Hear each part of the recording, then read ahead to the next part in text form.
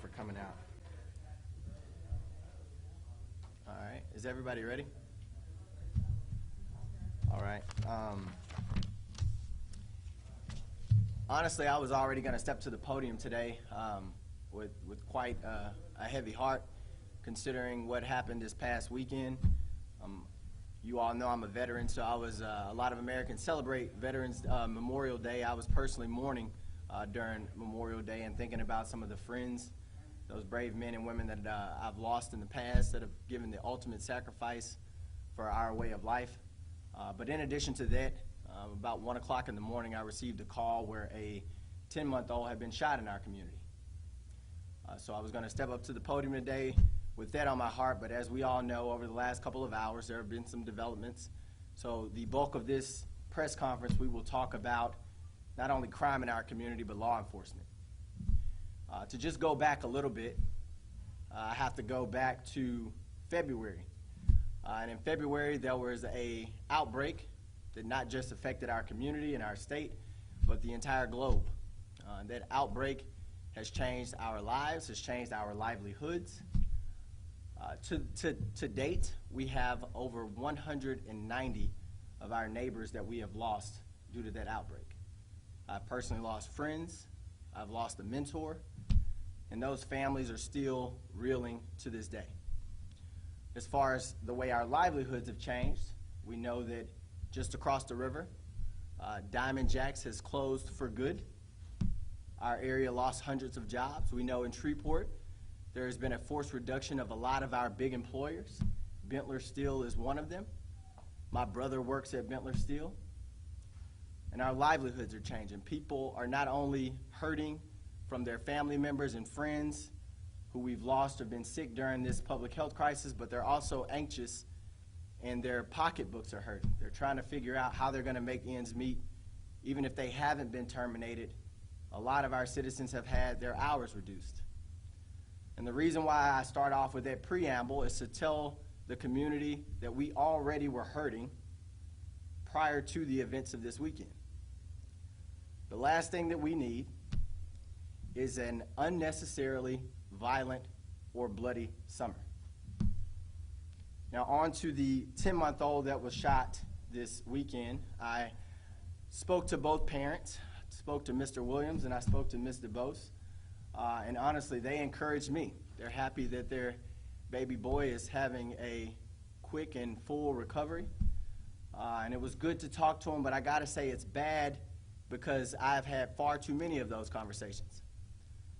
The first year of my mayoralship, I attribute the 45-year low in crime to one thing. Well, a couple things, but one of those things is the hard work of our police officers. The other thing is community-oriented policing. That is our citizens working alongside our police officers. That's the grandmothers that are on the porch talking to the officers that are rolling by and getting to know them. That's the kids playing in the street, having a relationship with those officers that patrol their neighborhood. That's the reason why our community was so safe in year one. Now, the events that unfolded over the last couple of hours. An individual made some comments that our community is very much up in arms about. They're insensitive. And in the words of my friend and the fellow mayor from Minneapolis, Jacob Fry, the actions of those officers in Minneapolis were completely unacceptable. Police officers' duty is to serve and protect.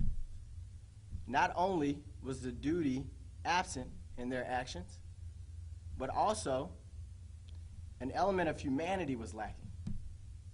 To hear somebody cry out for help and say they can't breathe and keep the knee on the back of someone's neck for over 5 minutes, it's painful to watch.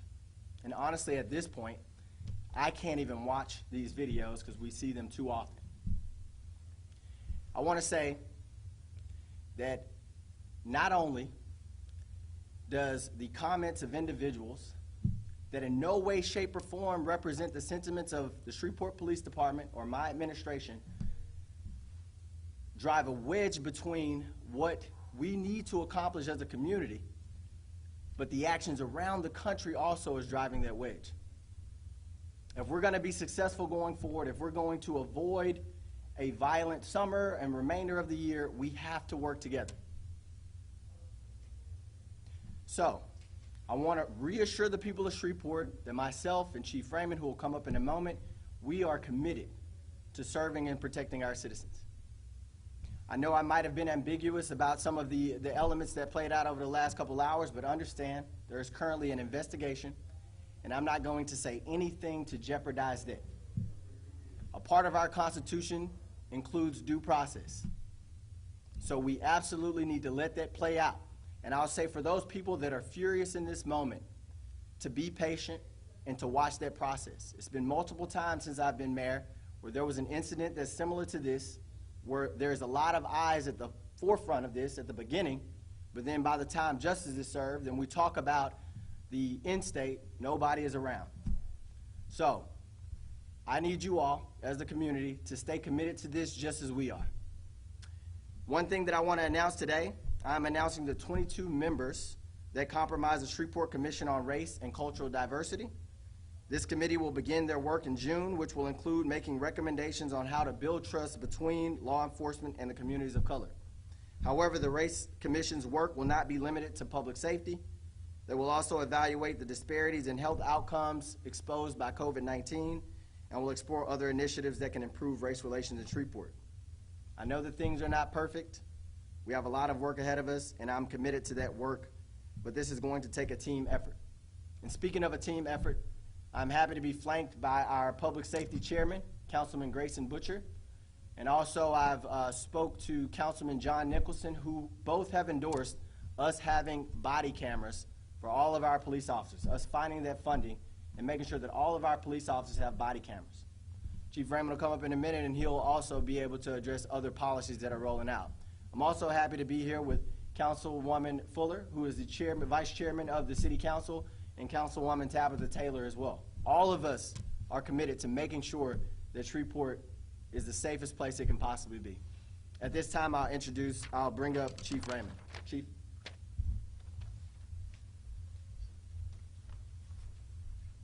Thank you, Mayor. I as well have a few comments I would like to make regarding some of the occurrences we've faced within the last 24 hours or so at this point. I want to start off by commenting on the incident in Minnesota which resulted in the death of George Floyd, and to clarify the position of the Shreveport Police Department.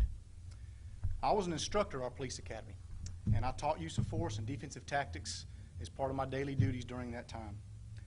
I've never been taught, nor do I believe, that placing the knee on the back of somebody's neck for an extended period of time is an acceptable or justifiable use of force, except in the instance of deadly force. The video segment that I watched was disturbing, to say the least. Furthermore, I am aware of a Facebook post issued by one of our members expressing his opinion of the video that depicted several minutes of the altercation that ultimately resulted in the death of Mr. Floyd. When I was sent a copy of the post yesterday evening, I immediately reached out to the officer and had him redact the post, which he was done. This morning, the officer was placed on departmental leave pending an investigation.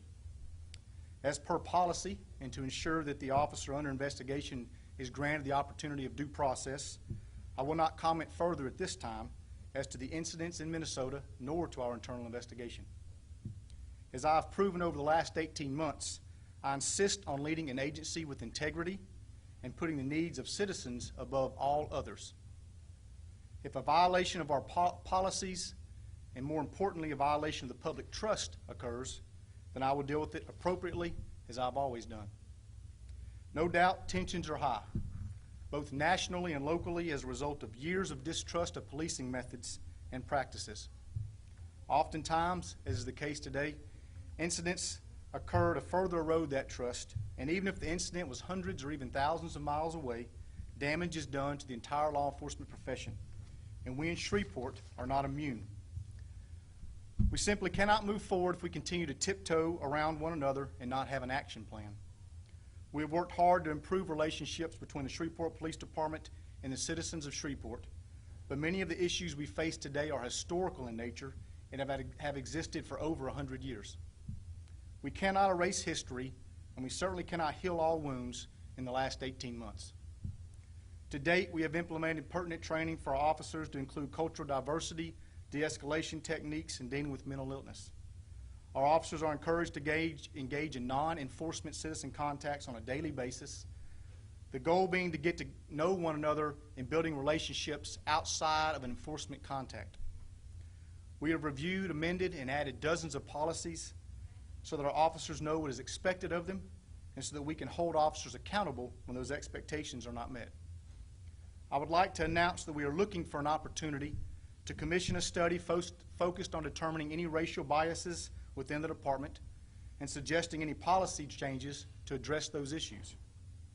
Furthermore, I continue to support the purchase of body cameras for all of our uniformed police officers, along with policies directing their use while on duty, and I hope to work with council to identify funding for that need.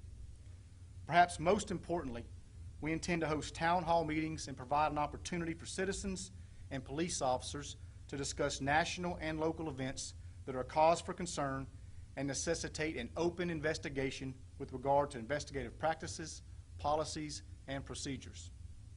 The root of many of our problems may be misunderstanding and a lack of meaningful conversation.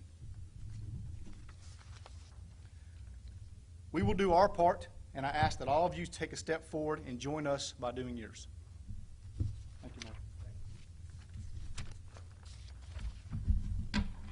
Is there any questions while Chief is here? I don't know if you have a question for Chief or a council member or myself. So you have a question for the Chief? Yes, sir, certainly.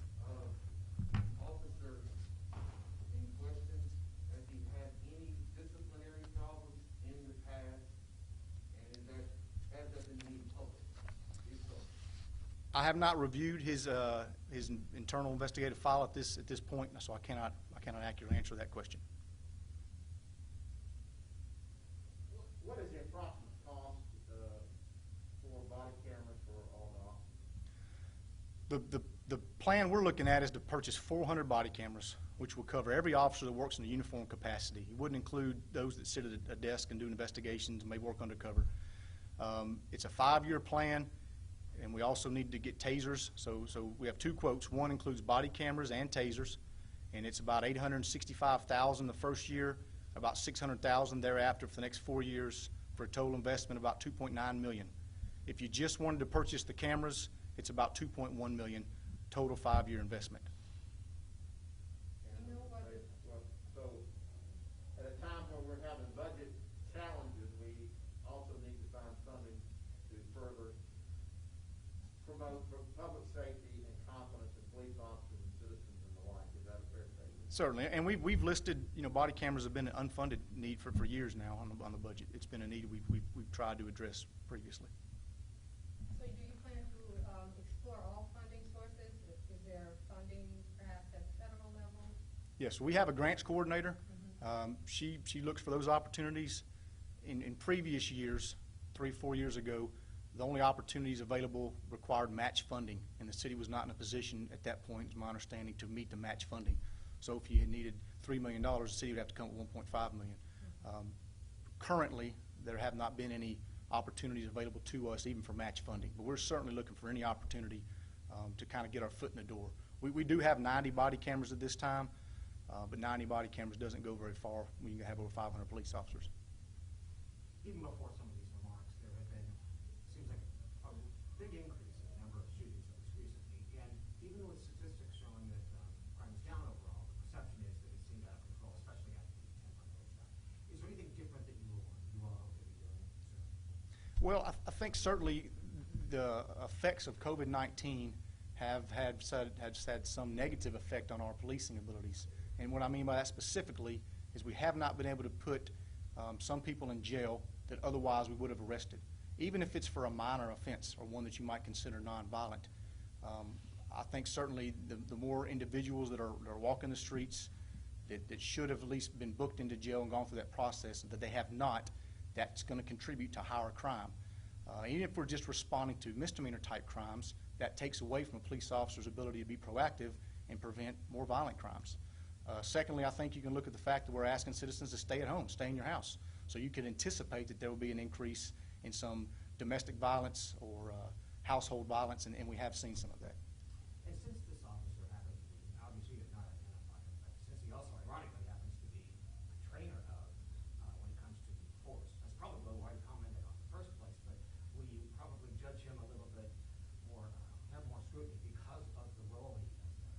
We're certainly going to allow due process to take its place, but you know, I think we'll take into consideration the training that he does have and the experience and knowledge that we expect him to carry with him. Depending on what the investigation finds, is he going to be fired or what will suspension? Disciplinary measures could range anything from a letter of reprimand to suspension up to including termination. But it would be, you know, I can't comment at this point. This was the first day the investigation started. Typically, the investigation take between 45 and 60 days. And so I'm not going to judge until I actually have the folder before me. Ultimately, I'll make the decision as to whether it's a classified, or excuse me, a sustained complaint or not. And then ultimately, myself, the deputy chief, make a decision as to punishment. Yes, sir. I have another question, Chief. So when you told the officer to rescind or take the post down and he complied, was that officer in violation of your social media policy? Because it was said that this was his own personal opinion. Was he in violation at that moment? That's what the investigation is going to show us. We do have a social media policy, but again, I can't be presumptive and tell you whether he was in violation or not without giving that officer the due process rights of that investigation. Yes, sir. I wanted to make this sure for the public and just say, because you say that you had not reviewed this file yourself. Correct. But someone has started to look into that particular file, even if it's not you, someone in the department. I can't tell you that's been done at this point. That will be part of the investigative process. But I can't say that someone's looked at the file at this moment. And also, Chief, I'll take real quick. Also, I don't want to put the council members on the spot because I asked them to come here today. I've had conversations with them on getting their support as we move forward. But if they would like to say something, again, we have the Public Safety Committee chair, we have the vice chair of the council. Councilman Bowman is doubling up as media and council member today. But if they would like to say something, I would like to give them the opportunity to say something as well.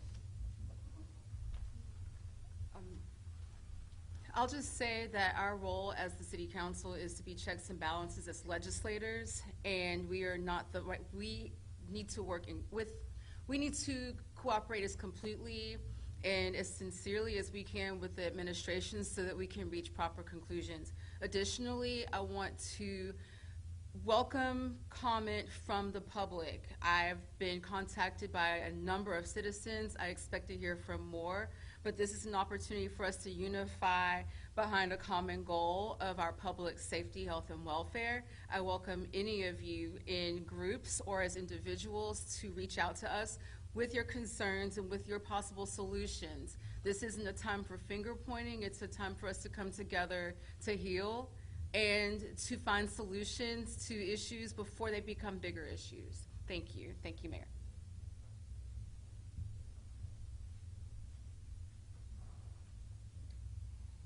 Good afternoon. I too echo the sentiments of Councilwoman Fuller.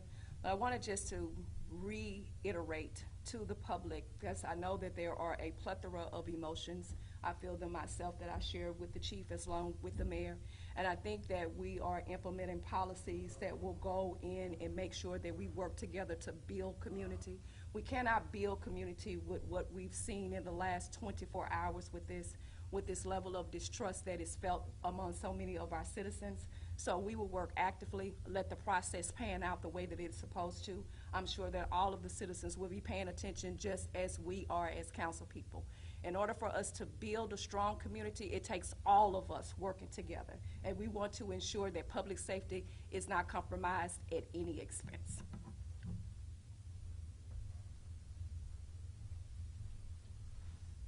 Good afternoon, everyone. I just want to reiterate what my colleagues said. I think that due process, I am glad to hear that we have an investigation going forward.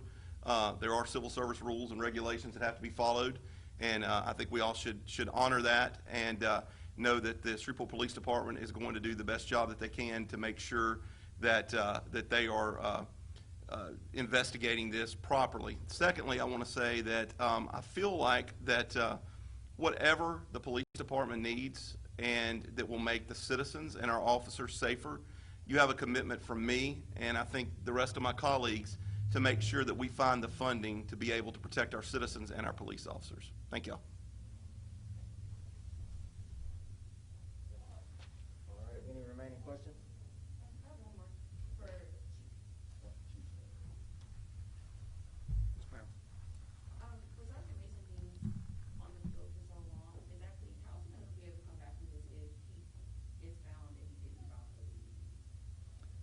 think it'd be a little presumptive at this point to try to talk about what his future might look like.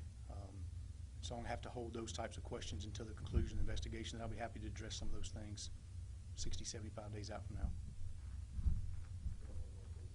Yes, sir. How has this affected the morale of the police force in general? To be perfectly honest with you, unfortunately, I've been trapped in my office most of the day responding to phone calls, emails, and text messages. I haven't had the opportunity today to get out and be around my comrades. So I'm not really sure. I was on the phone till about 1, 2 o'clock this morning, and then started taking phone calls about 6 a.m., and it's continued from that point. So if I haven't spoke to someone specifically, and most of the people I've spoke with have been regarding investigatory questions and things like that. Do a lot of these developments, and maybe Derek can answer this, but do these kind of make you think twice or look through a different lens when we start talking about police cuts as the first budget proposal, or at least some of the signals that we got out? Because when we hear about all these cuts, I think, besides everyone getting shot, I think the big question is how you get Yeah. the city. Yeah, and I mean, the cuts are a bit of a misnomer. Again, public safety is our #1 priority. The funding that we are using from the police department to bridge the gap between our shortfall due to this virus and where we need to be was based off of what was those unfunded positions. So I've said multiple times to the community, we would love if you're an able-bodied young man, young woman, if you know an able-bodied young man and young woman, please come and be a part of the solution.